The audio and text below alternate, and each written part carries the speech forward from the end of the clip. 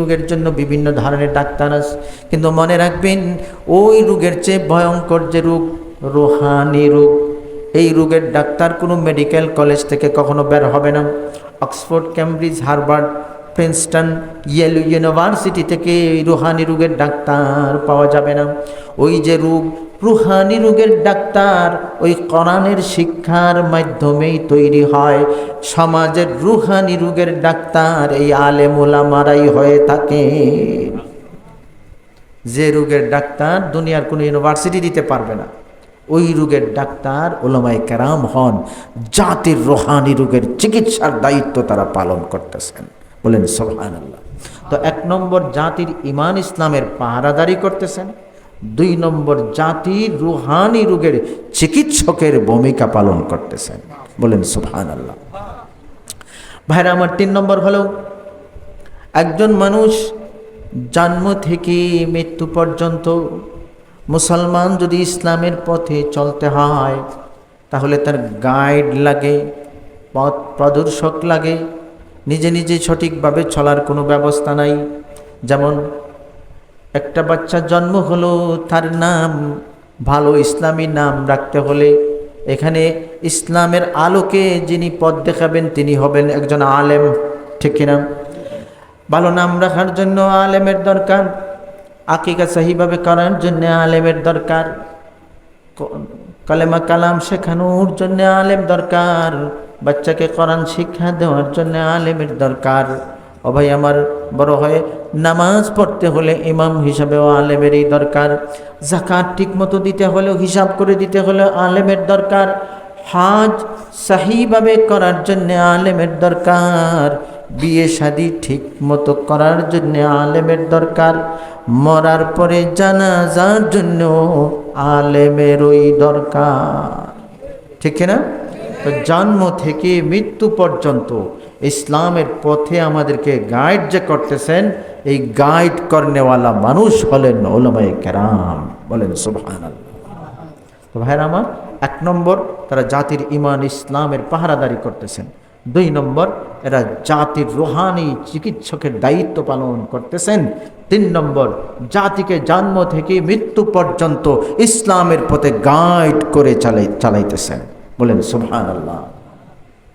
ভাইরা আমার, 4 নম্বর কথা হচ্ছে কিয়ামতের কঠিন দিনে যখন কোনো মানুষ কাউকে সাহায্য করবে না, আপন মানুষ দেখলে পলাবে, একজন আরেকজনের কাছে আসবে না, পরিচয় দিবে না, ওই সময় রব্বুল আলামিন যাদেরকে স্পেশাল পাওয়ার দান করবেন, আমার নবী ফরমান ইয়াশফাউ ইয়াউমাল কিয়ামাতি সালাসা আল আম্বিয়া সুম্মাল উলামা সুম্মাশ শুহাদা। রব্বুল আলামিন যাদেরকে স্পেশাল পাওয়ার দান করবেন, এই মানুষ এমন পাওয়ার পাবে, কোনো মানুষকে যদি জাহান্নামের লাইনে দাঁড় করানো হয় আর ওই পাওয়ারওয়ালা মানুষটা যদি বলে আল্লাহ ওই লোকটাকে জান্নাতে দিয়ে দেন, ওনার কথার এত পাওয়ার থাকবে রব্বুল আলামিন তার কথায় জাহান্নামের লাইন থেকে বের করেও এই লোকটাকে জান্নাতের রাস্তায় উঠাইয়া দিবে। এই পাওয়ার যাদের থাকবে, আমার নবী ফরমান এই পাওয়ারওয়ালা মানুষ হলেন উলামায়ে কেরাম, বলেন সুবহানাল্লাহ। আলেমদেরকে আল্লাহ এমন সুযোগ দিয়ে দিবেন, এমন পাওয়ার দিবেন যে এরা যদি কারোর জন্য সুপারিশ করে কিয়ামতের দিন, যদি বলে আল্লাহ এই লোকটাকে আপনি মাফ করে দেন, রব্বুল আলামিন তখন আর কোনো প্রমাণ, প্রুফ, কোনো আর্গুমেন্টে যাবেন না। বলে কেন মাফ করব, তোমার যুক্তি কি, কেন মাফ করব, এটা বোঝাতে হবে, বক্তব্য রাখো, কি তার কি কোন কোন পয়েন্টে তাকে আমি ক্ষমা করি, বিষয়টা আমাকে তুমি ক্লিয়ার করো, কিছু বলা হবে না। লোকটা বলবে আল্লাহ উনারে মাফ করে দেন, আল্লাহ উনারে মাফ করে দেবেন, বলেন সুবহানাল্লাহ। এমন সুপ্রিম অথরিটি আল্লাহ রব্বুল আলামিন, এমন পাওয়ার রব্বুল আলামিন কিয়ামতের দিন কোরআনের ধারক বাহকদেরকে দান করবেন, বলেন সুবহানাল্লাহ। সেদিন যখন আপনার মা বাবা ভাই বোন কেউ কাজে আসতেছে না, ওই দিন এই আলেমদের সুপারিশে জান্নাতে যাওয়ার ব্যবস্থা হবে। তো বলছিলাম 2টা কথা বলবো, প্রতিটায় 4টা করে বলবো। প্রথম ছিল এটাই, উলামায়ে কেরাম যারা কোরআনের ধারক বাহক এদের কোয়ালিটি কি, যোগ্যতা কি, আর 2 নম্বর সমাজের মানুষের জন্য তাদের অবদান কি। কথা কয়টা ছিল? দুইটা। একটা হচ্ছে তারা কি হন বা তাদের কি যোগ্যতা, আর 2 নম্বর তাদের অবদান কি। তো এই দুইটা বিষয়ই অনেক লাইনের অনেক লম্বা আলোচনার বিষয়টা, কিন্তু আমি শর্ট করে আটটা কথা বলেছি।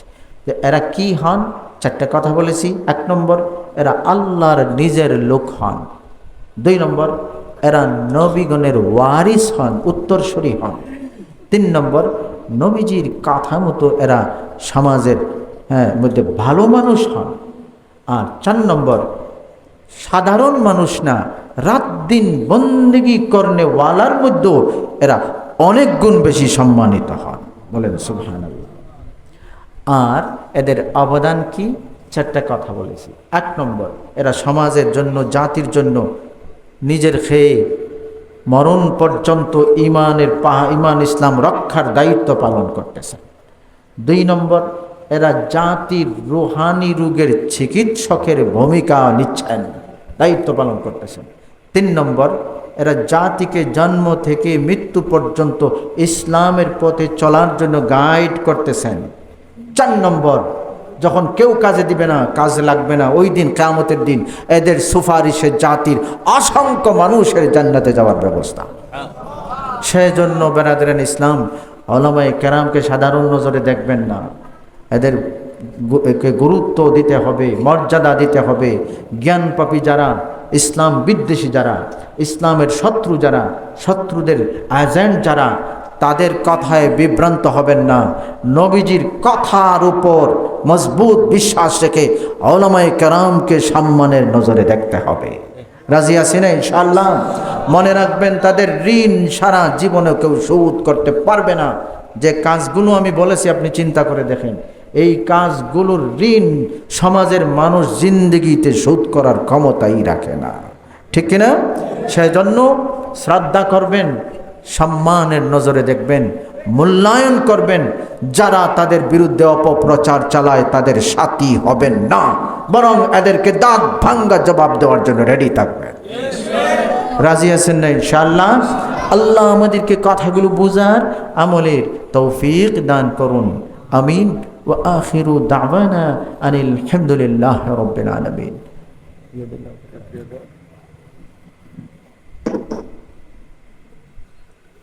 আলহামদুলিল্লাহ। আমরা